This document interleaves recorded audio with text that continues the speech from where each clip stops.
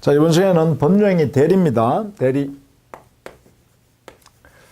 자, 대리라는 것은 기본적으로요, 법률행위라는 거래행위는 대리인이라는 사람이 하고, 그 대리행위라는 법률행위로부터, 거래행위로부터 발생하는 권리, 의무, 이것은 전부 다 본인이라는 사람이 가져가요.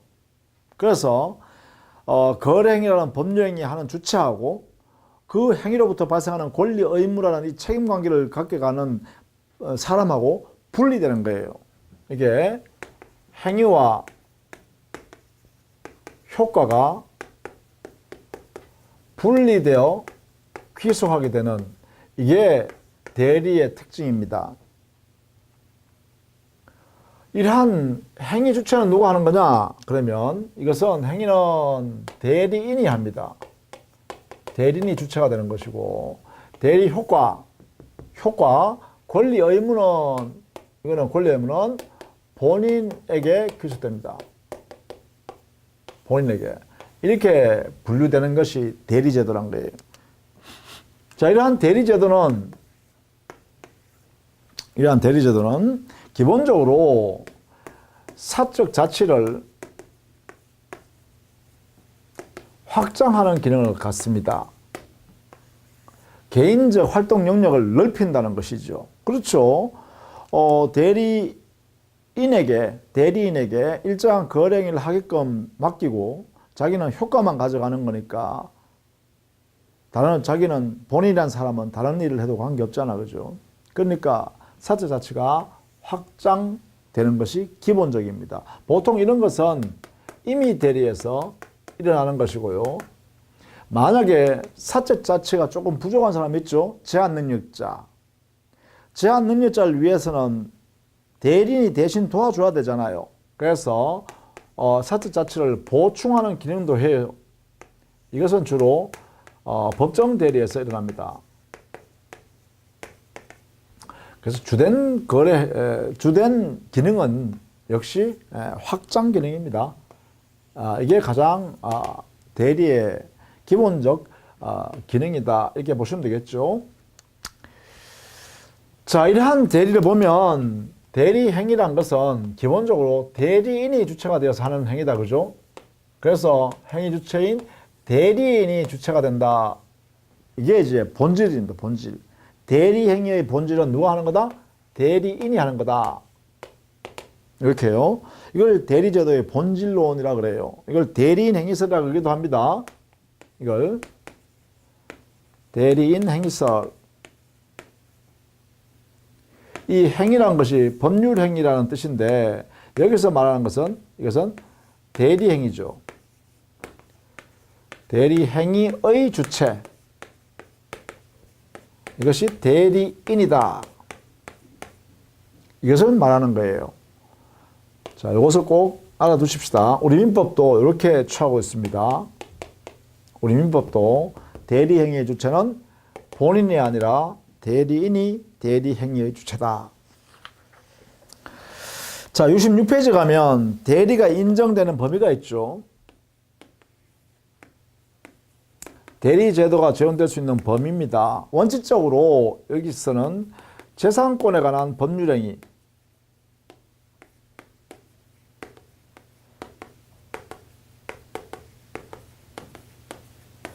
여기에 적용되고, 이 법률행위에 관한 내용은 준법률행위에도 적용할 수 있으니까 준법률행위에 대해서도 유추 적용될 수 있겠다. 여기에도 적용이 가능하다. 되겠네요. 이 범위에서만 적용되고요. 그 외에는 원칙적으로 적용되지 않습니다. 예컨대 신분권에 관한 법률행위, 신분행위를 대리할 수 없죠. 그 다음에 불법행위도 대리할 수 없습니다. 또 사실적 행위도요. 사실행위, 이것도 대리행위할 수 없습니다. 또 감정을 표시하는 행위 있죠. 감정을 표시하는 행위, 표현행위죠. 이것도 대리로 할 수 없죠. 뭐 이런 것들입니다. 자, 이렇게 정리를 좀 해 두시면 좋겠다.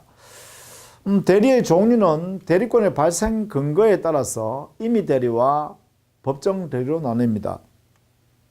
대리의 종류,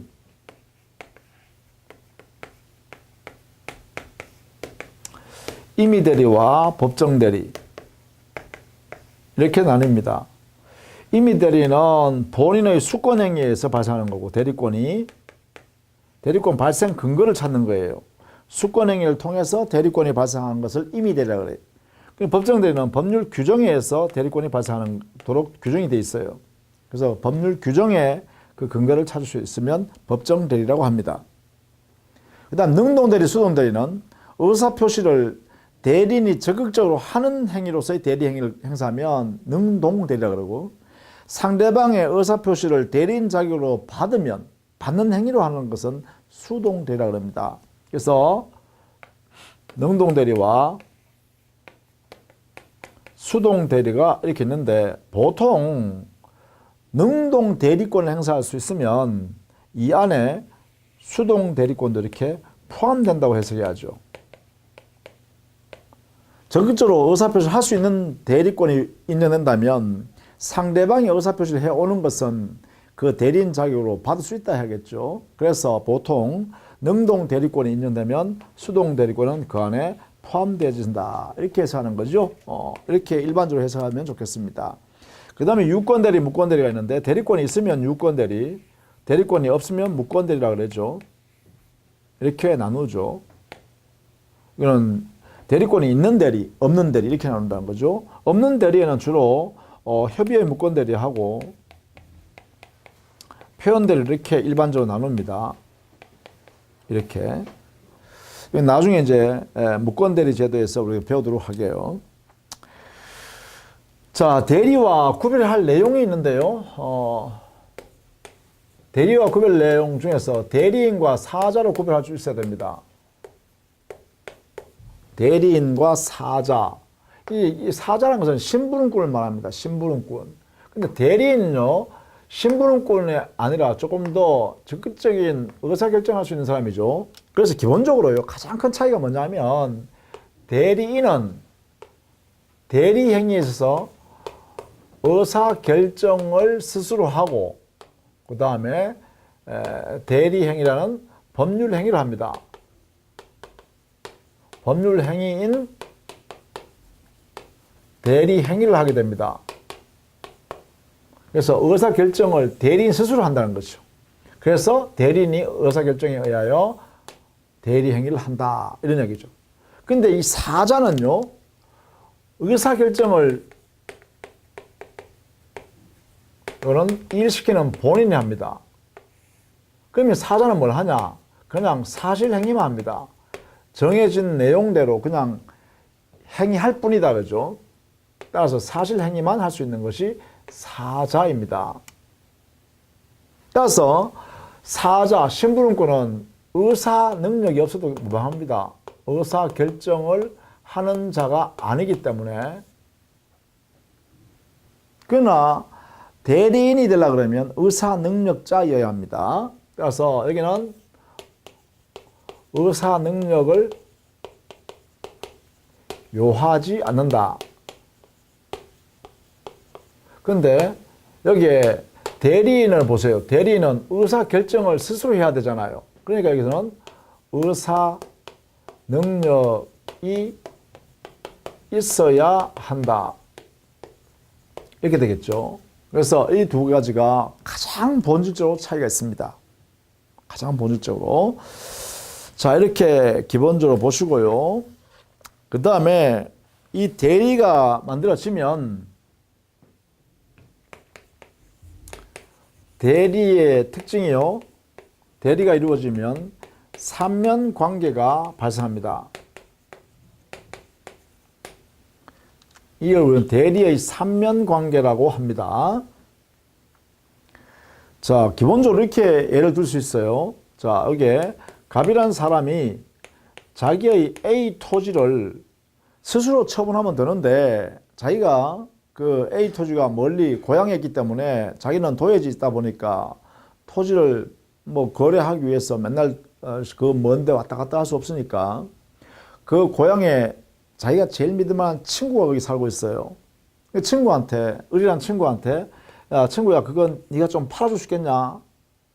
내가 돈이 필요하니까 좀 팔아줄래? 네가 좀 알아서 좀 팔아줘. 시세대로 이렇게 했어요.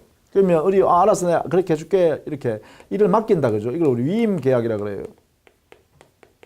야 네가 좀 처리해 줄래? 내가 처분해야 될 일이 있는데 시세대로 요즘 얼마 정도 하냐?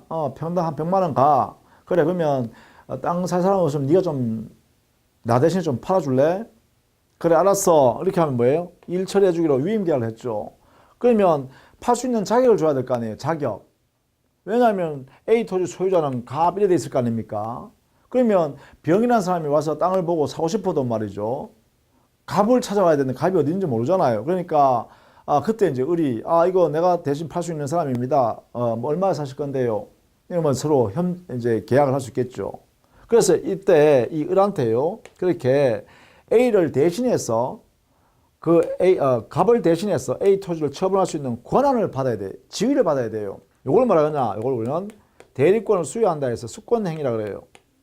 수권행위를 갑이 을한테 하면 권한을 주니까 이거 대리권이 발생하게 됩니다. 이렇게. 대리권을 수여해요. 대리권. 그러면 을이라는 사람은 대리인이라 그래요. 이제부터는. 친구는 대리인이 되고 여기 갑이라는 사람은 대리인한테 대리권 수여한 사람을 뭐라 그러냐? 수권행위한 사람을 뭐라 그러냐? 이 사람은 우리는 본인이라 그래요. 본인 대리인 사이에 이렇게 대리권 수여를 통해서 대리권을 발생시킵니다. 그럼 이때 대리인은 대리권을 받았으니까 그 토지를 살려고 온 사람이 있을 거 아니에요.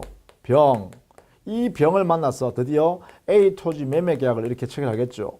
예컨대 그 토지를 평당 110만 원으로 해서 예컨대 10억에 이렇게 매매 계약을 체결하게 된단 말이죠. 그럼 이때 대리인은 을로부터 대리권 수여받았다는 사실을 병한테 보여주겠죠. 보여주고 병이 그 사실을 보고 믿고 이제 을하고 이렇게 갑 대신에 을이라는 사람이 A 토지를 처분할 수 있는 권한을 가지고 있구나라는 사실을 병이 안다면 이렇게 거래하겠죠. 매매 계약을. 그죠? 굳이 갑한테 가서 뭐 어떻게 할래 이렇게 물어볼 필요 없다는 거죠. 자, 이때 이 병이라는 사람은 대리인과 거래하는 상대방이다 이렇게 표현해요. 그래서 대리제도가 적용되면 이렇게 본인, 대리인, 상대방 이 세 당사가 생기고 그럼 문제가 뭐예요? 이 매매계약은 이렇게 했잖아요. 을과 병, 대리인과 상대방 사이에 매매계약을 했단 말이에요. 그 이 매매계약에 의하여 발생한 권리 의무, 소유권은 넘겨주고 대금 지급하고 이런 관계는 누구와 누구 사이에 생기냐면 이렇게 생긴다는 거예요. 이렇게. 자, 이 매매계약에서 여기에 권리와 의무 관계가 이렇게 발생한다는 거예요. 이게 중요해요, 이게. 자, 10억의 매매 계약을 체결해 주는 사람은 을이잖아요. 을이 10억으로 정했잖아요. 근데 10억을 받을 수 있는 권리는 누구한테 생긴다고? 여기에는 본인 갑한테 돈 10억을 받을 권리가 생긴다는 거예요. 그리고 그 A 토지를 처분하기로 매매하기로 했는 사람이 을이잖아요. 을이 행위를 계약을 했잖아요. 그런데 A 토지 소유권을 넘겨줘야 할 의무를 부담하는 사람이 누구라고요? 을이 아니라 갑이라고요. 그래서 갑이라는 본인이 대금 10억 원을 받을 권리와 소유권, A 토지 소유권을 넘겨줘야 할 의무를 이 갑이라는 사람이, 본인이라는 사람이 짊어진다는 거예요. 가져가 있다는 거예요. 그래서 이렇게 표현한다. 매매 계약이란 대리행위에 의하여 발생하는 권리 의무는 이렇게 발생해요. 이렇게 해요. 이 매수인은 대금을 지급할 의무, 대신에 소유권 취득할 권리 이렇게 취득한다는 것이죠. 그래서 본인과 상대방 사이에 권리 의무가 생기죠. 그러니까 결국은 면이 3개가 생긴다는 면에서 3면이라 그러는 거예요. 3면. 여기 1개, 2개, 3개. 그래서 대리가 적용되면 이렇게 3개의 면이 생긴다 해서 3면 관계가 발생한다 그래요. 자, 이러면 3면 관계 이름을 정해야겠죠. 이름이 바로 본인과 대리인 사이의 이 두 사람 사이 관계를 우리는 대리권 관계라 그래요. 대리권 관계. 이건 누구와 누구예요? 본인과 대리인 사이예요. 그렇죠? 그 다음 두 번째요. 대리인은 상대방과 이렇게 매매계약을 하잖아요. 이 매매계약을 대리행위라 그래요. 대리행위라는 법률행위를 하게 됩니다. 대리행위 관계라고 하죠. 이것은 누구와 누구 사이예요? 이건 대리인과 상대방 사이의 관계예요. 이렇게. 그 다음에 이렇게 대리행위를 하고 나니까 대리행위로부터 발생하는 권리 의무라는 효과가 발생하죠. 이걸 우리는 대리효과라 그래요. 대리효과. 권리 의무, 대리행위로부터 발생하는 대리효과. 이걸 우리는 대리효과 관계 이렇게 표현하죠. 이 대리효과 관계는 누구와 누구 사이예요? 상대방과 본인 사이에 발생해요. 이렇게요. 이 삼면관계가 바로 대리의 삼면관계라고 해요.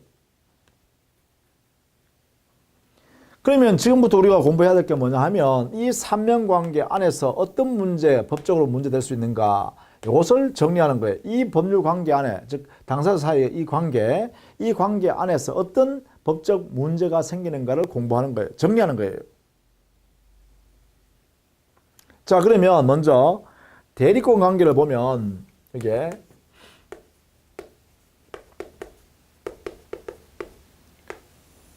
대리권 관계는 크게요.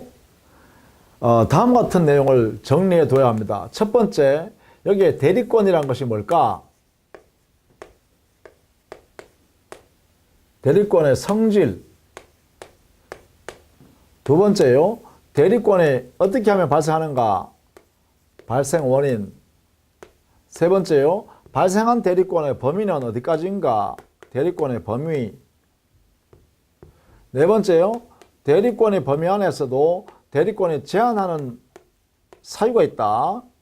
본인한테 대리권 행사로 인하여 손해가 발생할 염려가 당연히 발생한다면 그러한 대리권 행사는 제한해야겠죠. 그래서 대리권 제한되는 경우도 있다. 그 다음 다섯 번째요. 마지막으로 대리권이 어떤 사유가 발생하면 소멸하는가.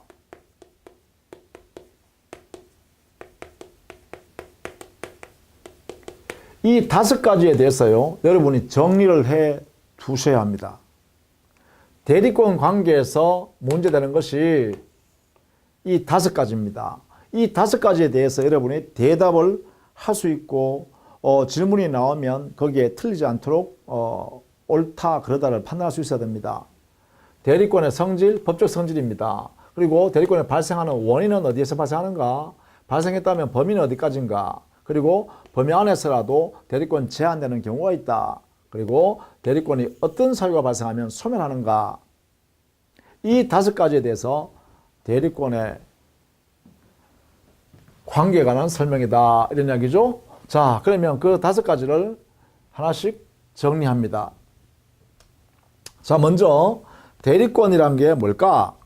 대리권이란 것은 본인이 대리행위를 할 수 있는 자격을 부여하는 것이 대리권이죠.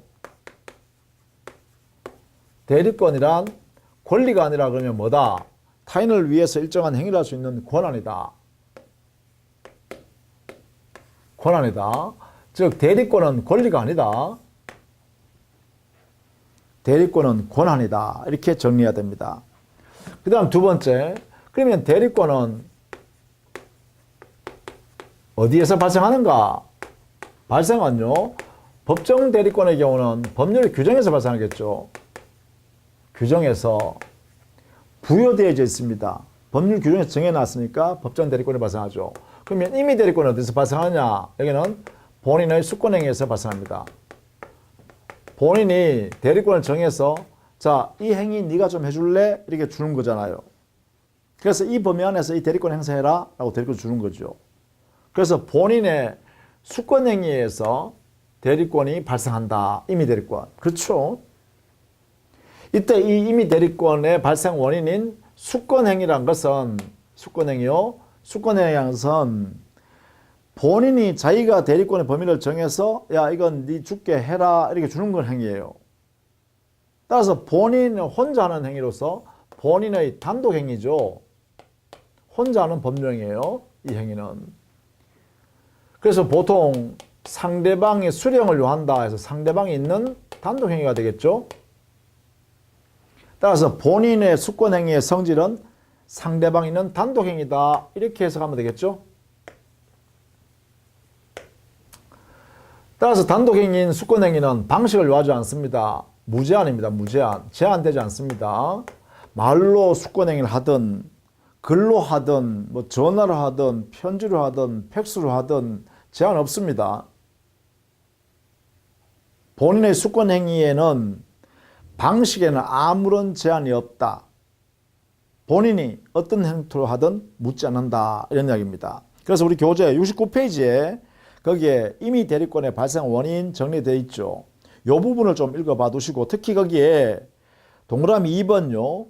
수권행위의 법적 성질은 상대방이 있는 단독행위라고 해석하는 것이 통설이다. 요거 알아두셔야 됩니다. 요거. 그리고 그 방식에는 제한이 없다. 동그라미 3번요. 자, 그렇게 정리를 좀 해 두시고요. 그 다음에 대리권의 범위로 가죠. 대리권의 범위는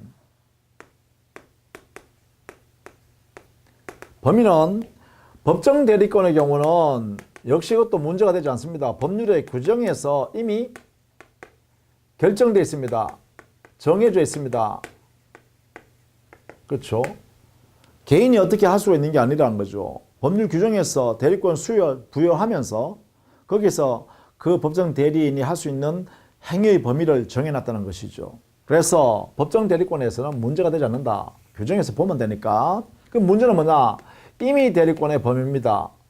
임의 대리권의 범위는 어떻게 정하느냐라는 문제예요. 결국은 여기서 우리는 임의 대리권의 발생 원인을 보면 본인의 수권행위에서 정한다. 이렇게 했죠. 수권행위를 줌으로써 임의 대리권이 발생한다 했잖아요. 그렇다면 그 임의 대리권의 범위는 본인이 수권행위 할 때 대리권의 범위를 정해서 준다는 거예요. 따라서 여기는 결국은 본인의 수권행위의 해석을 통해서 하면 되겠죠. 수권행위 안에 들여다보면 대리권의 범위를 알 수가 있습니다. 이런 이야기죠. 그래서 수권행위 해석에 의한다. 수권행위 해석이라는 것은 결국은 뭐예요? 이게 법률행위 아니에요. 단독행위니까. 그래서 법률행위 해석, 단독행위 해석을 통해서 본인의 의도가 무엇인가를 밝혀내면 됩니다. 그래서 수권행위 해석을 통해서 대리권의 범위를 정할 수 있는데 문제는 대리권을 본인이 수여한 것은 분명한데 그 범위가 불분명한 경우였어요. 명확하지 않는 경우였어요. 즉 법령의 해석을 통해서도 그 범위가 불분명하다라고 하면 이때는 뭐 어디까지 대리인이 대리권 행사할 수 있는가라는 범위를 정해놔야겠죠. 그래서 이때는 민법이 이런 경우에는 우리 민법에 보충 규정으로 해결할 수 있도록 해놨습니다. 자, 해석을 통해서도 알 수 없을 때 합니다. 해석을 통해서 알 수 있으면 거기에 확정되는 것이고 해석을 통해서 알 수 없을 때 보충 규정, 우리 민법은요 118조에 규정을 두고 있어요. 그게 뭐냐 하면 일단 그 범위가 불분명하다면 기본적으로 대리권은 보존행위를 그리고 이용행위를 계량행위를 할 수 있다. 이렇게 했어요. 보충적으로 할 수 있는 행위를 이렇게 정해놨다는 거죠. 보존행위나 이용 계량행위를 할 수 있다. 그러니까 이런 것들은 뭐냐? 전부 관리행위입니다. 그래서 관리행위를 할 수 있다. 이런 이야기죠. 그러나 관리행위 할 수 있다만 돼 있지 당의 권리나 물건을 처분할 수 있는 권한이 있는가 이렇게 물으면 원칙적으로 처분할 수 있는 권한은 없다 이렇게 하는 거예요. 그러니까 관리 행위는 할 수 있다. 자, 그런데 이 안에 보존, 이용, 계량 행위에 대해서도 우리 민법은 아주 상세하게 정해놨습니다. 이 보존 행위는 그래 당의 권리나 물건의 가치를 유지 존속하는 그런 행위니까 이것은 무제한으로 할 수 있다. 그런데 이용이나 계량 행위는 이용 계량 행위를 통해서 그렇게 바꾸어 사용하다 보니까 만약에 권리나 물건의 성질이 바뀌어버리면 사실상 관리 행위가 아니라 처분 행위가 되어버리죠. 그래서 요 이용 계량 행위는 권리나 물건에 있어서 그 성질이 변하지 않는 범위 내, 그러니까 성질이 인정되는 범위 내에서만 하라는 거죠. 성질이 변하지 않는 범위 내에서만 이용 계량 행위를 하여야 한다. 이렇게 정했다는 거예요. 여기는. 그래서 보존행위와 이용 계량행위에 있어서는 행위적 제한이 따른다라는 것입니다. 나뉜다, 그죠? 이렇게. 자, 이 부분을 틀리면 안 됩니다. 보존행위는 무제한으로 할 수 있지만 이용 계량행위는 성질이 변하지 않는 범위 내에서만 할 수 있도록 우리 법이 제한합니다. 자, 여기에 뭐 이용 계량행위라든지 보존행위가 구체적으로 어떤 것이 있는지는 우리 교재에 정리를 해 두었습니다. 여러분 교재 71페이지에 가면 그게 수권행위 해석에 대한 보충 규정에서 118조 수권행위 해석을 하더라도 그 대리권의 범위가 불분명한 경우에는 이 법 규정에 의한다. 따라서 이 법 규정은 처분행위는 허용하지 않고 단순히 관리행위만 허용하고 있다. 이랬죠.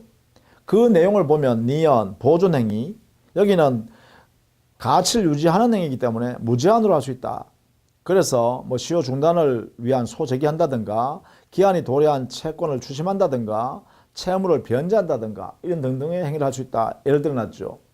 그러나 디귿 동그라미에 이용 계량 행위는 결국은 이것은 성질이 변하지 않는 범위 내에서만 할 수 있다는 것이 제한되어 있다는 걸 알아두셔야 되고 이때 이용 행위, 계량 행위는 거기에 네 번째 줄부터 사례를 구체적으로 적시해 놨습니다. 이 내용을 한번 여러분 살펴봐 주시면 좋겠다라는 것입니다. 자, 이렇게 대리권 범위를 정한다는 거예요. 특히 여기서는 조심해야 될 게 뭐예요? 바로 임의 대리권의 범위를 이해해 두셔야 됩니다. 그렇죠? 요 내용을 설명할 수 있어야겠다라는 것입니다. 자, 그 다음에 네 번째, 대리권 제한입니다. 대리권 범위 내일지라도 우리 민법에는 일정한 대리 행위를 할 수 없도록 대리권 행사가 제한됩니다. 그게 뭐냐? 자기 계약을 금지하거나 쌍방대항을 금지하고 있습니다. 우리 민법은요. 이렇게 하고 있습니다. 우리 뭐 124조에 있죠. 이게 124조에 보면 자기계약 쌍방대리 금지의 원칙을 선언하고 있어요. 즉 자기계약이라는 것은 대리인이 스스로 상대방이 되어버리는 겁니다. 대리인이 스스로 상대방이 되어버린다는 거죠. 그럼 여기 이래 된 거죠. 여기에 대리인 을이라는 사람이 병 대신에 자기 대신에 을이 되어 버리는 거예요. 이게 이렇게 되어버린 거죠.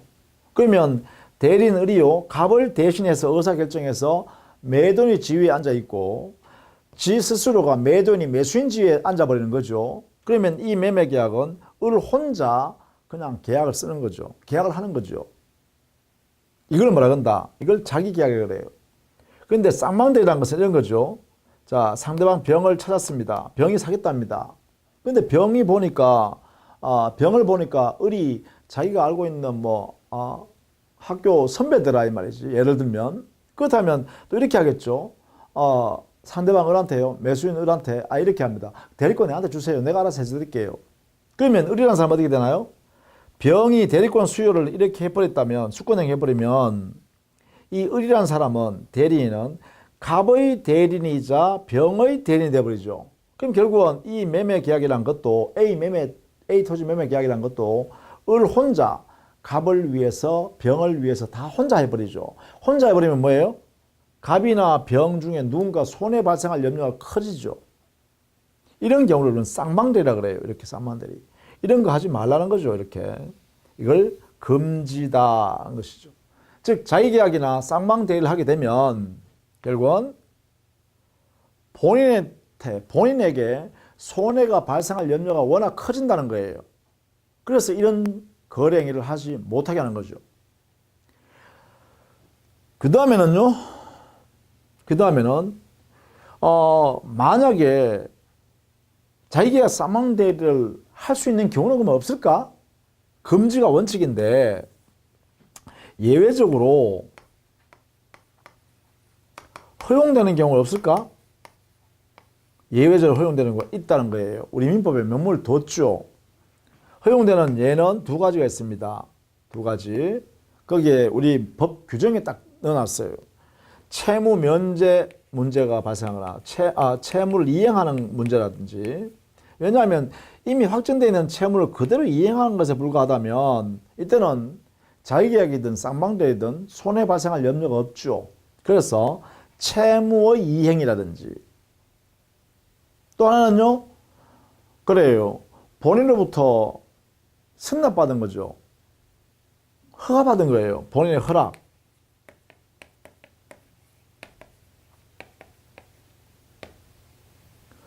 본인으로부터 허락을 받아서 내가 사겠다, 인정해줄게 하면 문제가 안 된다는 거죠.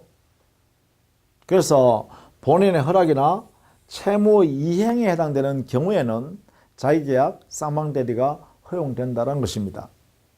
이렇게요. 이때는 본인한테 손해발생할 염려가 없기 때문에 그렇습니다. 자, 그 다음에요. 두 번째, 공동대리를 하라고 공동대리 제도를 적용해버렸어요. 이 말은 뭐냐면 법률의 규정이나 아니면 본인의 의사에 의해서 규정이나 본인의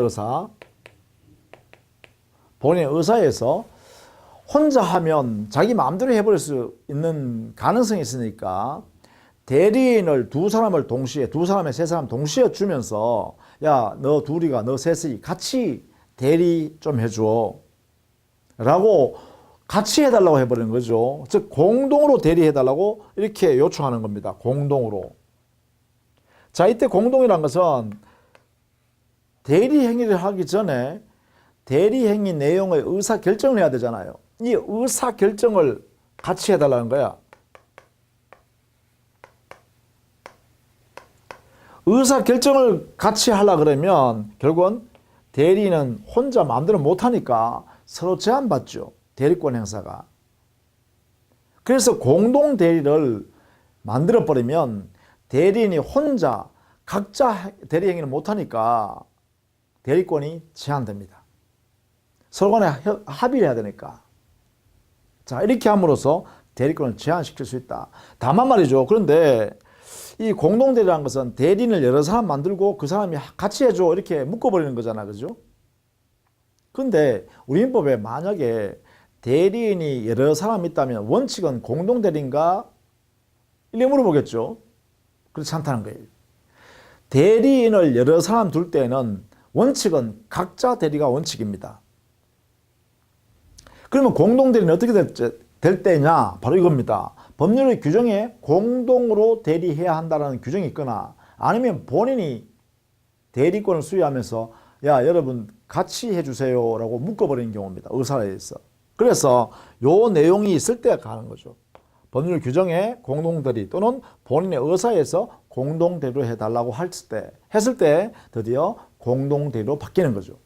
그래서 원칙은 조심해야 됩니다. 원칙은 대리인이 여러 사람 있다. 이걸 우리는 대리인이 수인인 때는 각자 대리가 원칙이다라는 것을 알아두십시다.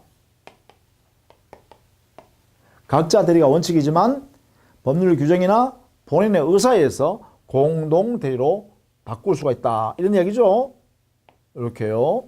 자, 이런 의미를 갖고 있다는 걸 같이 알아두셔야 됩니다. 공동 대리.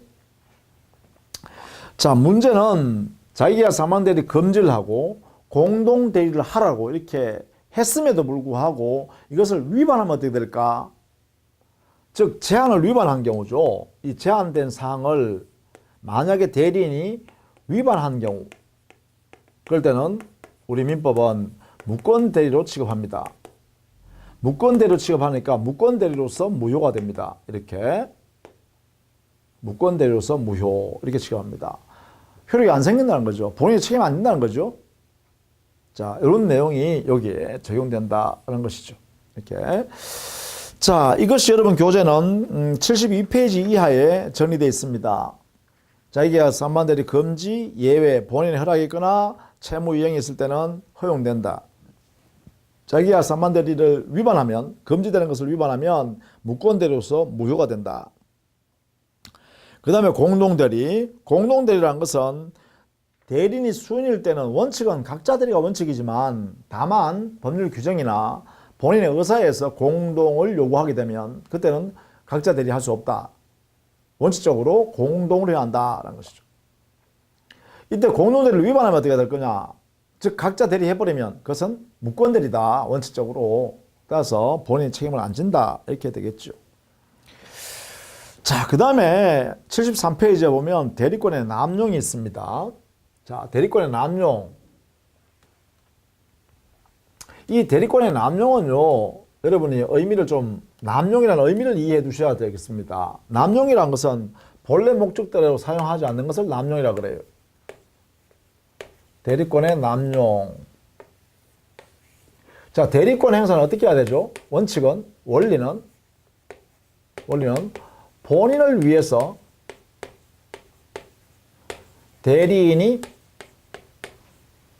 행사해야 되죠. 이게 본래 원리입니다. 이게 대리권의 원리는 기본적으로 대리권 행사라는 것은 대리인이 하는데 그 대리권을 행사할 때는 본인을 위해서 하는 거죠. 그러면 남용이라는 것은 뭐냐? 남용이라는 것은 본인을 위해서가 아니라 제3자 이거나 대리인 자기 위해서 대리권 행사를 대리인이 대리권 행사하는 데 있어서 제3자나 대리인 자기를 위해서 하는 경우를 바로 뭐라 하냐? 대리권 남용이라 그래요. 자, 이때 대리권 남용했다면 대리인은 배임적 대리행위를 한 것이 되어버리죠. 그렇죠? 본인한테 신뢰를 배신하고 본인에게 오히려 손을 끼치는 그런 내용으로 대리행위하게 되겠죠. 그래서 배신한 행위다 이 말이에요. 자기에게 맡겨진 임무를 배반했다는 거죠. 그게 바로 대리권 남용 행위가 여기에 해당되는 거죠. 자, 그때 이 대리인의 대리 행위를 할 때 이 대리인과 거래한 상대방이 있겠죠. 대리 행위를 한 상대방, 대리인과 상대방, 대리 행위를 했을 거예요. 자, 이때 말입니다. 이 대리 행위가 유효냐 무효냐라는 문제예요. 이 배임적 대리 행위가 유효인 대리 행위냐, 유효한 대리 행위인가, 아니면 무효인 대리 행위인가, 이렇게 나뉜다는 거예요. 이 배임적 대리 행위가요. 자, 우리는 밖에서 볼 때는요, 밖에서 볼 때는 이 배임적 대리 행위는 대리인이 대리권 범위 내에서 본인을 위해서 하는지 자기 자신을 위해서 또는 제3자를 위해서 하는지 원칙적으로 알 수 없죠. 그 마음속은 알 수가 없잖아요. 대리인이 행위하는데 누구를 위해서 하는지 어떻게 알겠어요? 모르지. 마음속에서 하는데. 자, 대리인이 위임장 가지고 상대방한테 다 보여줬어요. 나 대리인이다. 나 본인을 위해서 나 이거 대리 행위하는 거다. 이게 보여줬어요. 보여주는데 자기 마음속에는 뭐예요? 아, 내가 이 거래해가지고 돈 받으면 내가 내 채무 변제하겠다. 대리인 자기의 채무를 변제해야지. 이렇게 마음먹고 대리 행위했다는 말이에요. 그 마음먹은 것을 상대방이 알 수 있나요? 모르죠. 자, 그러면 대리권 범위 내에서 대리 행위했는데 다만 그 행위는 뭐예요? 본인을 배신한 거죠. 돈 받으면 자기가 돈 쓰려고 그러니까. 자, 그렇다면 원칙적으로는 유효한 유권 대리 행위예요. 이게 원칙이에요. 왜냐하면 상대방 알 수 없으니까요. 알 길이 없잖아요. 그래서 이 배임적 대리 행위는 그대로 유효다. 이렇게 해석해야 된다는 거예요. 유효한 대리 행위다. 이렇게 해야 하는 거예요. 그러면 도대체 무효인 대리 행위는 없냐? 이 배임적 대리 행위가 무효라고 하여 본인을 책임에서 면할 수 있는 방법이 없냐? 본인이 아무런 책임 안 질 수 있는 방법이 없냐? 있다. 어떤 경우냐? 이때는 상대방 보호할 필요 없을 때. 상대방 보호할 필요 없을 때. 상대방의 권리를 인정하지 않을 때. 어떨 때예요? 자, 배임적 대리행위 할 때 대리인이 지금 배임적 대리행위예요. 이런 마음을 가지고 한다는 말이에요. 대리인이. 이렇게. 자, 이런 사실을 상대방이 알았을 때예요. 내가 돈을 주면 이 대리인이 자신의 채무를 변제하려구나. 본인을 위해서 대리행위하는 게 아니라 자기 이익을 위해서 하는구나 라는 것을 상대방이 알았다든가 또는 상대방이 조금만 조심했으면 알 수 있었다면 객관적으로 그렇다면 이 대리행위를 유효할 필요 없죠. 무효로 해야 되죠. 상대방을 보호할 필요 없으니까. 그래서 무효인 대리행위라고 하기 위해서는 예외적으로 무효라고 하기 위해서는 이런 이야기입니다. 무효라고 하기 위해서는 이 중요하네요. 중요한 말이네. 무효라고 하기 위해서는 자, 대리행위의 상대방이 배임적 대리행위라는 사실을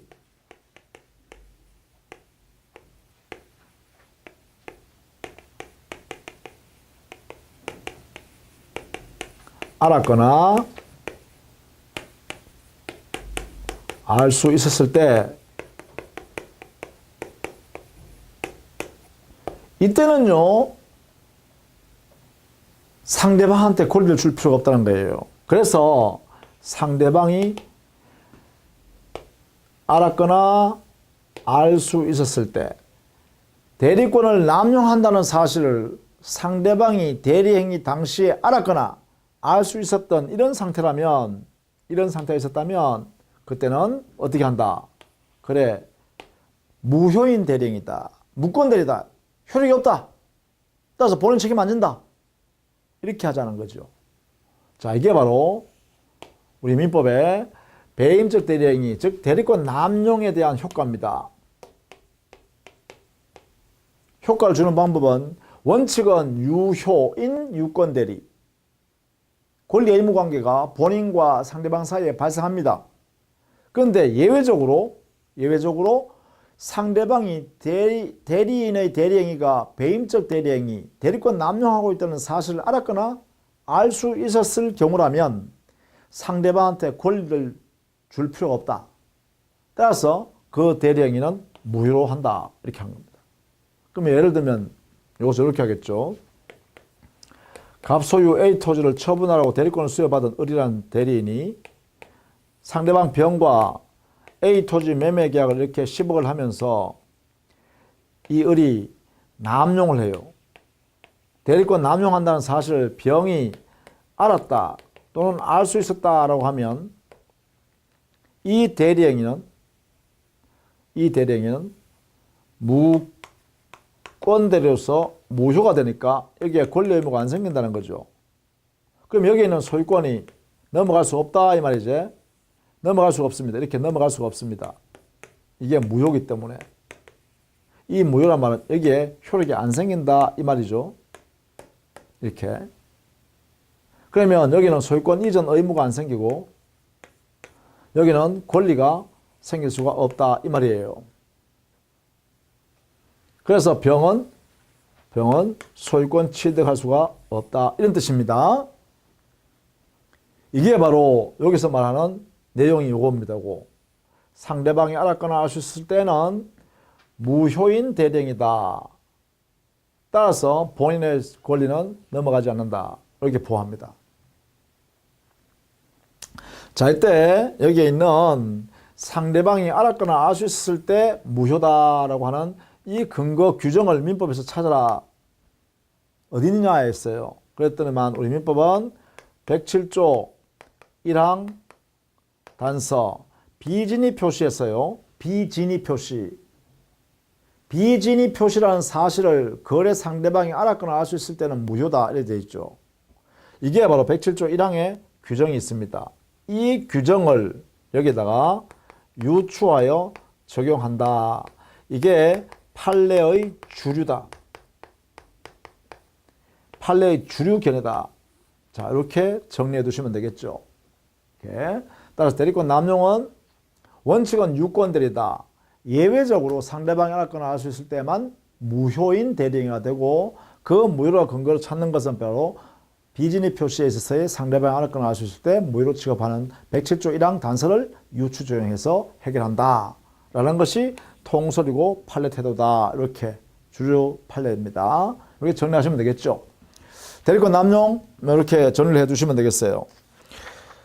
자, 그 다음에 74페이지에 대리권 소멸이 있죠. 대리권 소멸은 우리 민법에 있는 규정 내용을 그냥 그대로 정리해 둔 것입니다. 뭐 본인과 상대방 사이에, 본인과 대리인 사이에 신뢰관계, 믿음이 없어지면, 신뢰관계가 소멸되는 사유가 있다면 대리권이 소멸돼야 됩니다. 그래서 거기에는 우리 민법이 정해놨죠. 다음과 같은 내용으로 대리권 소멸 원인을 정합니다.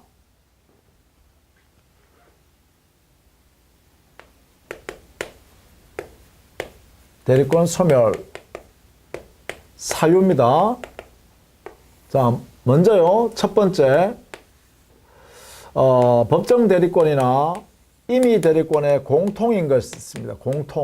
공통 사유가 있는데, 여기는 뭐 본인이 사망하거나 대리인이 사망하거나 대리인이 성년 후경 계시를 받거나 계시 심판,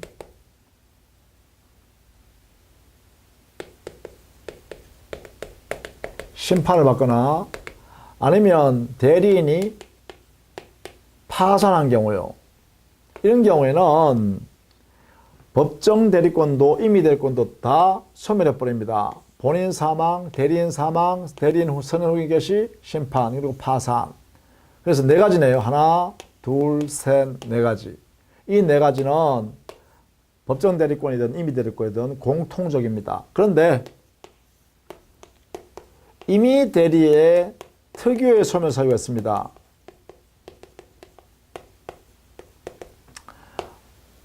임의 대리권만 소멸하는 게 있어요.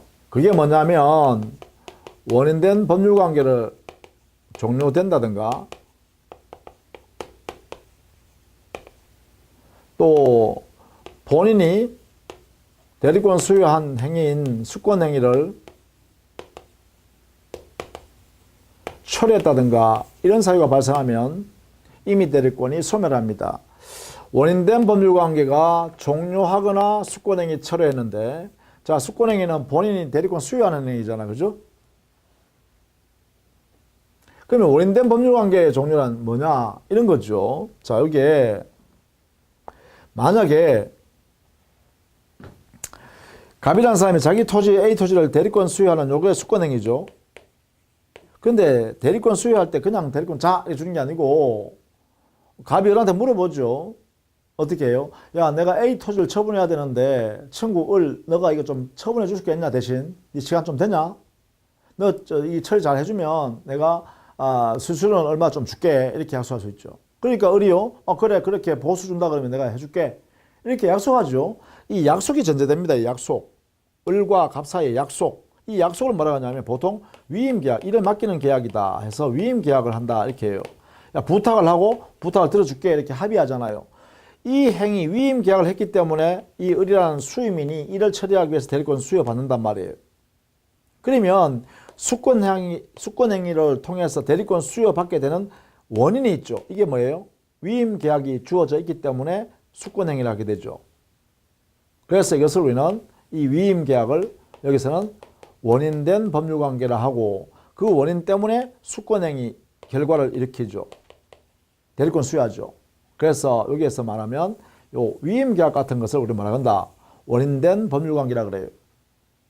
이것을 원인된 법률관계라 그래요. 이 원인된 법률관계가 없어져 버리면 대리권이 있을 필요 없죠.